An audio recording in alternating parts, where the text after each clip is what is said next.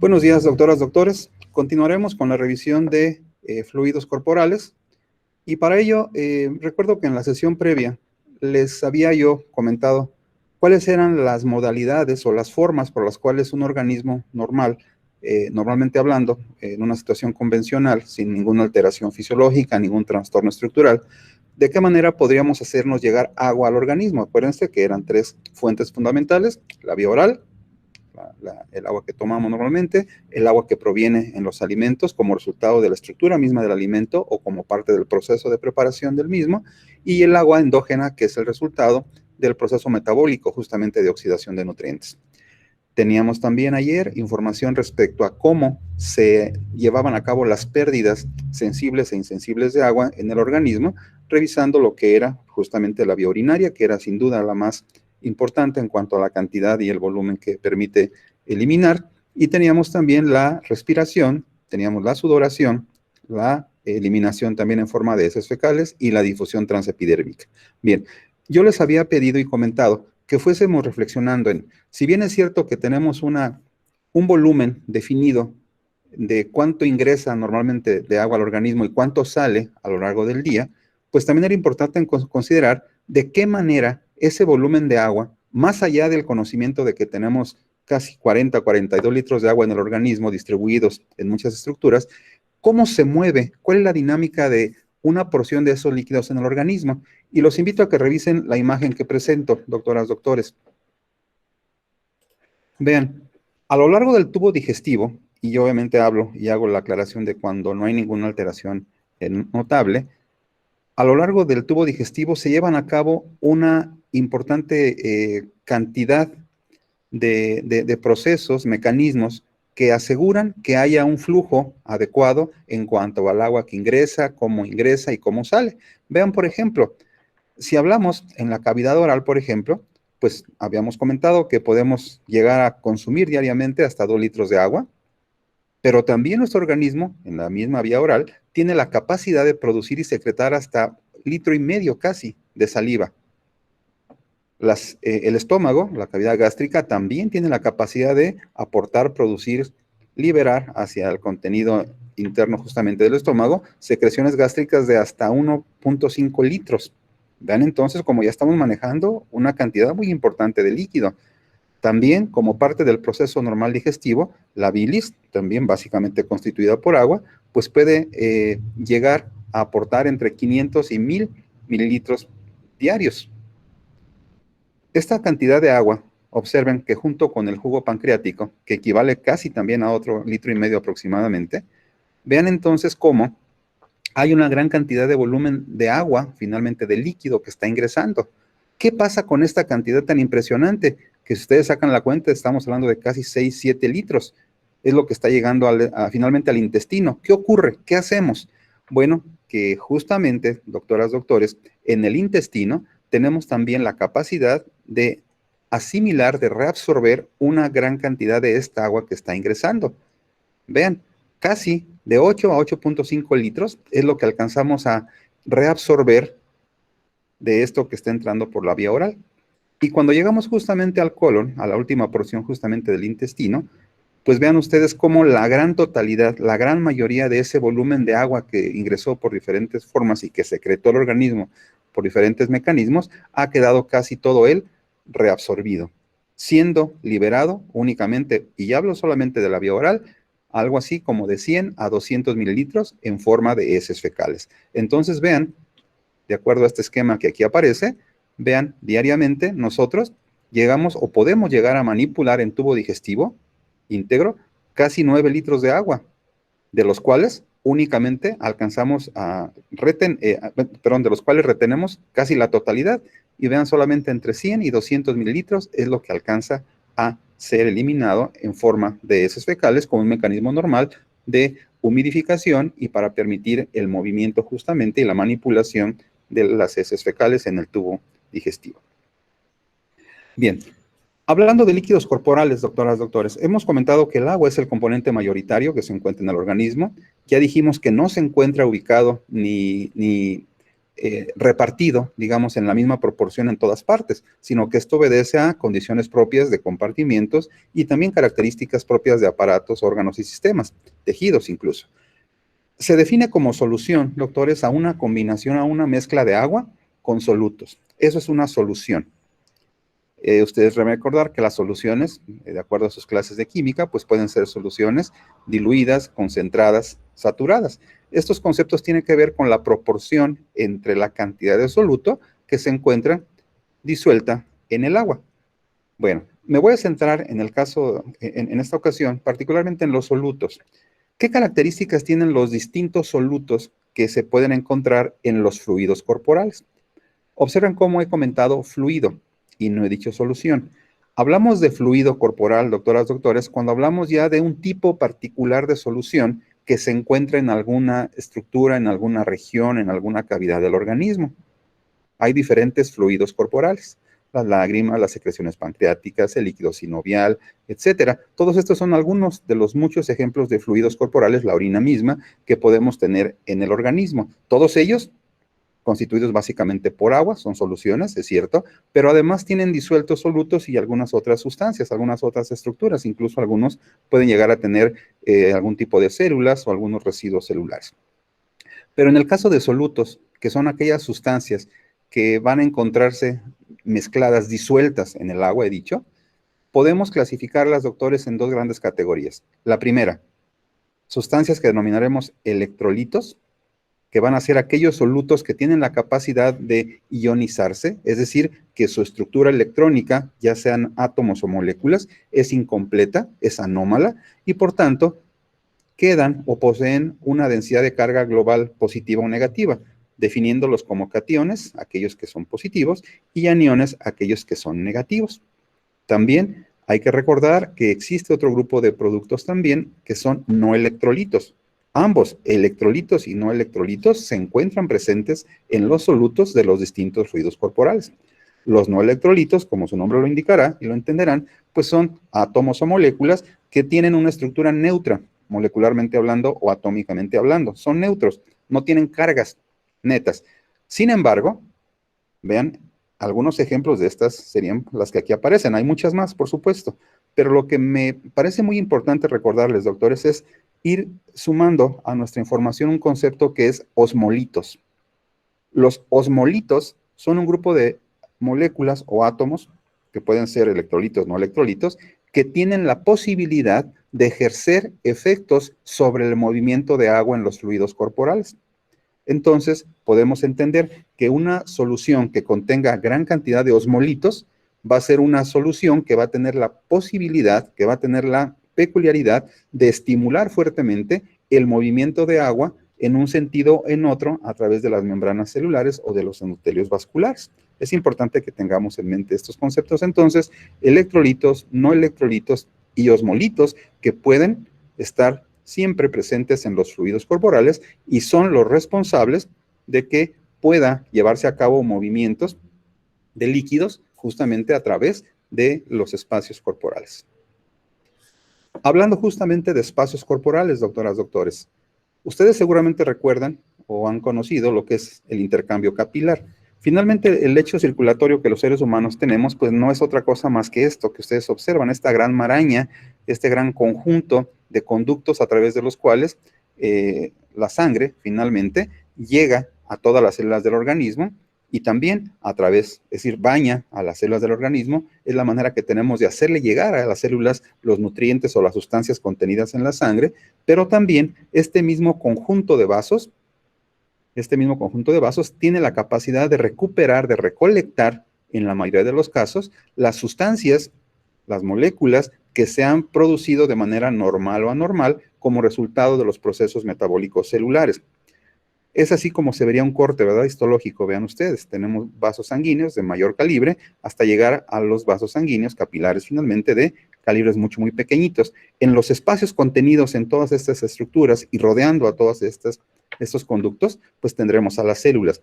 Esto quedaría representado con este esquema, donde tenemos finalmente células que se encuentran formando parte, llenando los huecos que van dejando este conjunto, esta maraña de vasos sanguíneos finalmente.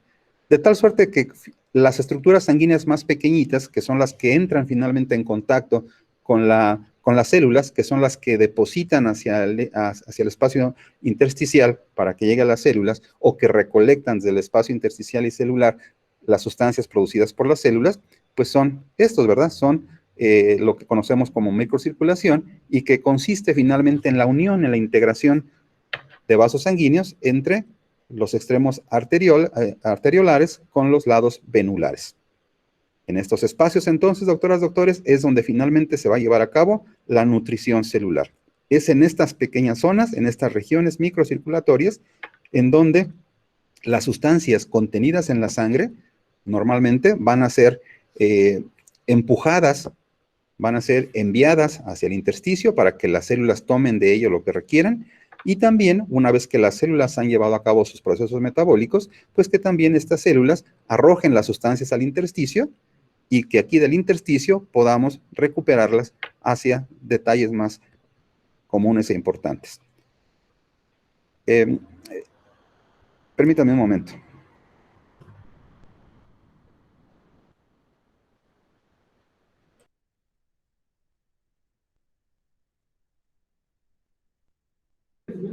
Sí.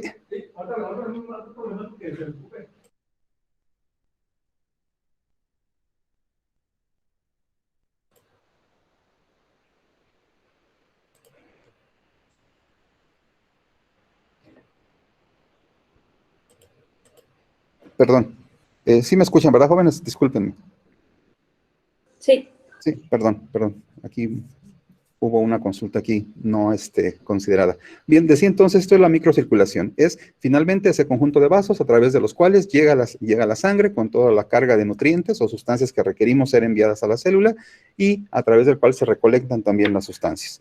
Bien, este conjunto de pequeños vasitos que se encuentran finalmente contenidos aquí en esas estructuras es lo que ustedes conocen como los capilares. Y esos capilares que pueden tener tres características cuando menos, y lo cual permite la presencia de estas estructuras. Vean estos pequeños orificios que pueden ser pequeñitos, agrupados o más complejos, y es justamente por donde salen y entran las sustancias. Bien. ¿Qué es el intercambio capilar entonces, doctoras, doctores? Bueno, si pensamos que del lado arteriolar es cuando llegan las sustancias nutritivas, pues estas sustancias al llegar aquí, pues van a salir. Pero ¿salen todas las sustancias? ¿Salen todos los componentes de la sangre, doctoras, doctores? Pues no, solamente salen algunos. Es decir, hay una frontera, digamos, hay un límite en cuanto al tipo de molécula, el tipo de estructura que va a poder ser liberado y salido a través de estas funciones. Y también es importante recordar que a medida que va fluyendo el líquido circulatorio, también llegamos al lado venular, en donde las sustancias que han sido, como dije hace un momento, eliminadas, excretadas por la célula al espacio intersticial, pues van a poder ser absorbidas para ser canalizadas a la sangre nuevamente, recolectadas y enviadas a los sitios en los que se requiera su presencia, su participación o que representen la vía de eliminación de los mismos.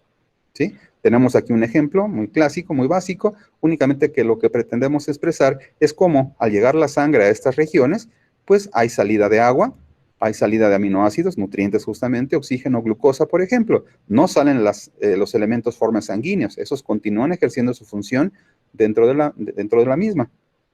Por cierto, recuerden que solamente los leucocitos son los únicos que tienen la peculiaridad de poder salir de los vasos sanguíneos y ejercer su función por fuera del vaso sanguíneo. Tanto plaquetas como eritrocitos, estos normalmente pues ejercen su función solamente dentro de la circulación. También es cierto, doctores, que una vez que, han sido enviadas a la sangre las sustancias nutritivas, también hay sustancias que van a poder ser recolectadas, recogidas, para que sean eliminadas, como misma cantidad de agua, sustancias de desecho y el mismo dióxido de carbono que ya conocen ustedes.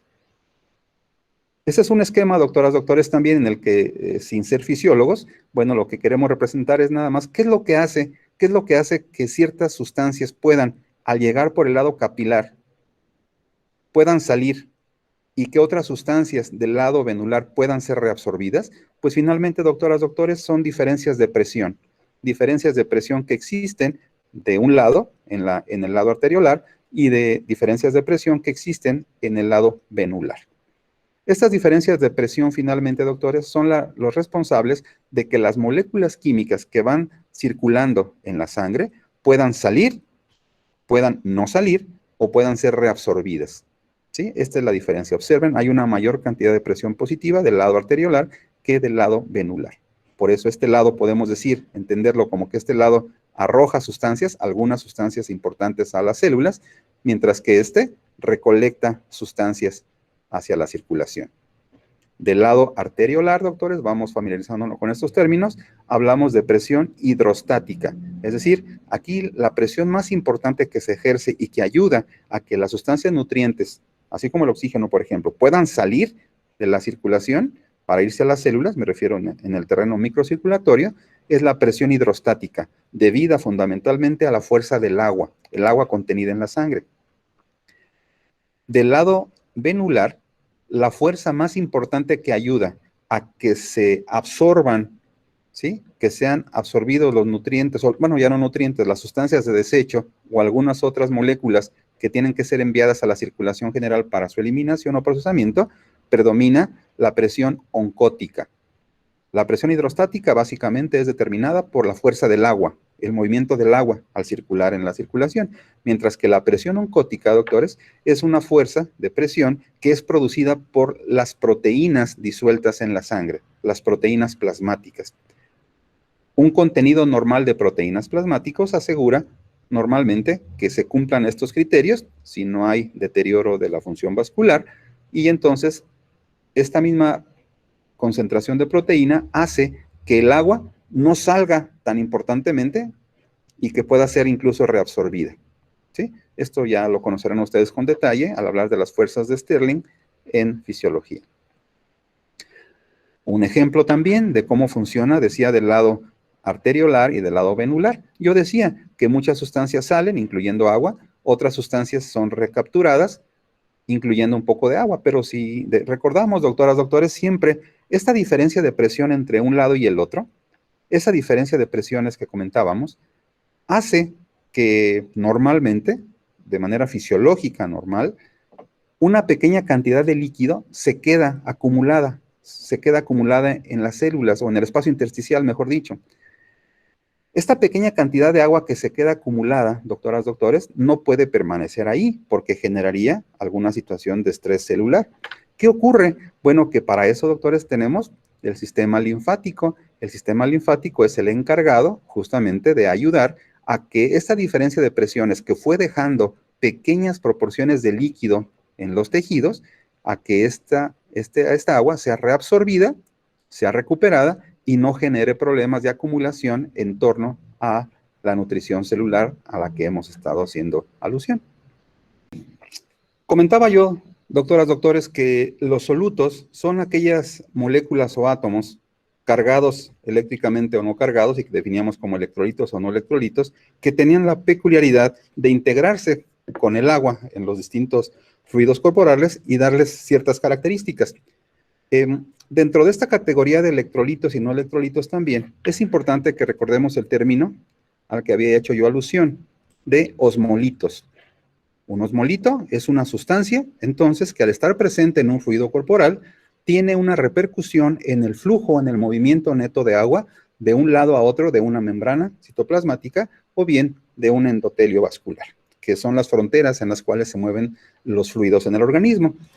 Y hablando de los solutos, doctoras, entonces, electrolitos, podíamos comentar los más comunes, los que más clínicamente van a encontrar ustedes en los distintos casos clínicos que revisarán. Sodio, potasio, calcio como especies catiónicas, observen cómo predomina carga positiva, pero también teníamos átomos o moléculas cargados negativamente, como cloruro, bicarbonato, fosfatos, sulfatos, incluso las proteínas, que también como molécula pueden ser ionizadas y por tanto tienen carga. ¿Por qué? Además de estos productos, ejemplos de electrolitos, también tenemos no electrolitos. ¿Cuáles son, doctores? Les decía, hay muchísimas. Todas las moléculas que ustedes han encontrado en los mapas metabólicos tienen la posibilidad de ser no electrolitos porque se encuentran formando parte de la célula, por tanto se integrarán a los fluidos corporales y pueden llegar a tener una repercusión. Vean, por ejemplo, fosfolípidos, colesterol, grasas neutras, glucosa, urea, ácido láctico, ácido úrico, es decir, entre muchas otras moléculas.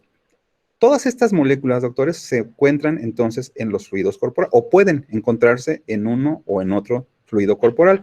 Sin embargo, algunas de estas, es decir, algunos electrolitos y algunos no electrolitos van a ser osmolitos. Significa que los vamos a conocer y los vamos a medir en fluidos corporales y su aumento o disminución va a tener una repercusión en la cantidad de agua o en el movimiento de agua en esa zona corporal o en el organismo todo. Es muy común que en los cursos de fisiología, incluso de bioquímica, les decimos siempre, bueno, vamos a conocer, por ejemplo, aquí, esta gráfica. En esta gráfica, yo les voy a presentar a ustedes cuál es la concentración de ciertos electrolitos, por ejemplo, dentro del espacio intracelular que aparece en estas barras de color naranja, respecto al contenido del mismo electrolito en los espacios extracelulares, que pudieran ser la sangre, o que pudiera ser el espacio intersticial. Por ejemplo, observen este primer conjunto de 3 elementos. Tenemos aquí que la concentración de sodio en el espacio intracelular, en casi todas nuestras células, podríamos ejemplificarlo como una proporción de 10 o una concentración de hasta 10 miligramos, ¿sí? 10 equivalentes. Vamos a ver qué ocurre. ¿Qué pasa con la concentración de este electrolito fuera de la célula? Vean cómo fuera de la célula es muy alta la cantidad que tenemos. Es decir, hay una diferencia muy notable. Pero vean, doctores, qué pasa, por ejemplo, con un anión ahora, con el cloro. Observen cómo también en el lado de la célula, dentro de la célula, tenemos una concentración muy bajita de cloro y vean cuánto tenemos por fuera, concentraciones muy altas, tanto en sangre como en espacio intersticial.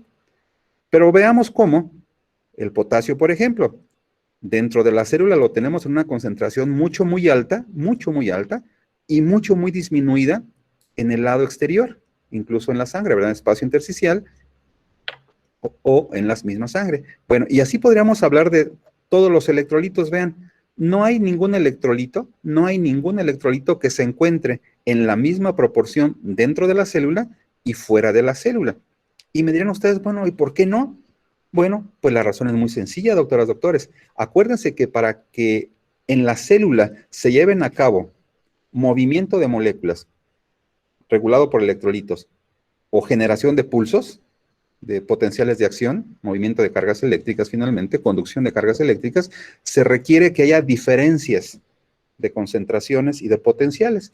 Y la única manera de asegurar que haya estas diferencias, pues es justamente aumentando o disminuyendo la cantidad de las especies responsables del flujo de agua en un sentido y en otro. Por eso los electrolitos están en proporción diferente dentro de la célula y fuera de la célula, para asegurar que ese desequilibrio permita que se muevan tanto cargas eléctricas, por tanto agua y pulsos eléctricos.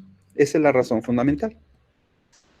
Y así, doctoras, doctores, ustedes podrán encontrar en la literatura una gran cantidad de ejemplos en los cuales les van a decir cuál es el componente iónico, electrolítico o no electrolito, y cómo se encuentra su proporción en sangre, cómo se encuentra en el intersticio y cómo se encuentra en el espacio intracelular.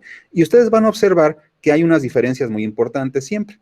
Pueden ser concentraciones muy pequeñas, pero siempre habrá diferencia en el lado interno y en el lado externo celular. Un detalle que es muy importante considerar, doctores. Los organismos normalmente vamos a ser electroneutros. ¿Qué quiere decir? Que finalmente la cantidad de cargas positivas en los fluidos corporales tendrán que ser las mismas o tendrán que ser equilibradas con las cargas negativas. ¿Sí? Esto pues para no tener la posibilidad de errores justamente en la generación de potenciales o movimiento de cargas. Y en efecto, los fluidos corporales, doctores, son electroneutros. ¿Qué quiere decir esto?